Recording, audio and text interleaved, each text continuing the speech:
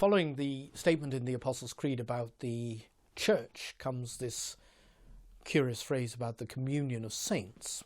The communion of saints speaks about the long-standing historical continuity I have with Christians, starting back with the early disciples, with Peter and John and Andrew, onward to Paul, onward to Ignatius, onward to Justin Martyr, to Tertullian, to Origen, to Augustine, to Chrysostom, to Francis, to Luther, to Wesley, to Whitfield, to Bart, to Billy Graham, to my wife.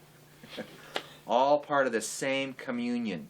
We're all one with them, and that's something that gives us enormous strength and comfort. Who are the saints? It's a word that in popular usage has been hijacked somewhat. And so we tend to think of the saints as a special group of people, an elite. When the New Testament writers use the word which we translate as saints, they referred to all God's people. All God's people are called to be holy, in Greek hagioi, which translates out as saints. So the saints from the beginning were not some special Christians who are a cut above the rest of us, but actually all God's people. He means to the whole church, to all the believers.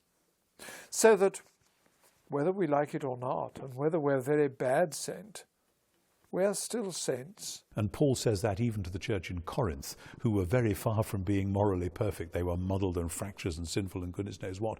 A saint is a word for a Christian, and therefore to believe in the communion of saints is to say that Christians are called out of the world to join the church as the body of Christ. The very mixed nature of the church and the very mixed nature of our own lives, our aspirations and desires for God on the one hand, and the pull and failures and temptation of sin to which we too easily give in on the other, means that we live in this in-between time. We are saved and yet there's still salvation to be worked out in our lives.